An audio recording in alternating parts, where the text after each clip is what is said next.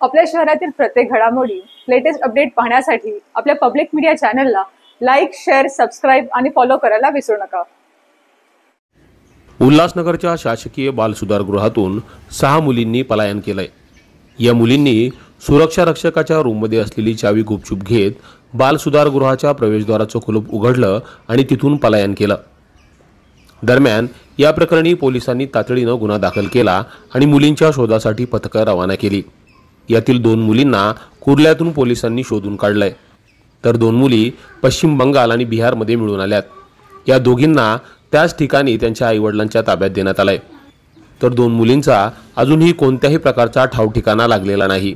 त्या संदर्भाने हिललाईन पोलीस स्टेशनमध्ये गुन्हा दाखल आहे। यातील 6 मुली ज्या आहेत त्या घरच्यांची आठवण येते या कारणाने आपल्या विश्रामगृहातून किंवा त्यांचं जे वसतिगृह आहे त्यातून त्या निघून गेल्या होत्या। तर त्यातल्या 4 मुली ज्या आहेत त्यांना डिटेक्ट करण्यात आम्हाला यश आलेलं आहे। त्यांना आपण संबंधित वसतिगृहामध्ये परत पाठवलेलं आहे आणि इतर ज्या 2 मुली आहेत त्या 2 मुली ज्या आहेत त्या अजून डिटेक्ट झालेल्या नाहीत। त्या अनुषंगाने हिललाईन पोलीस स्टेशन अंतर्गत तपास सुरू आहे।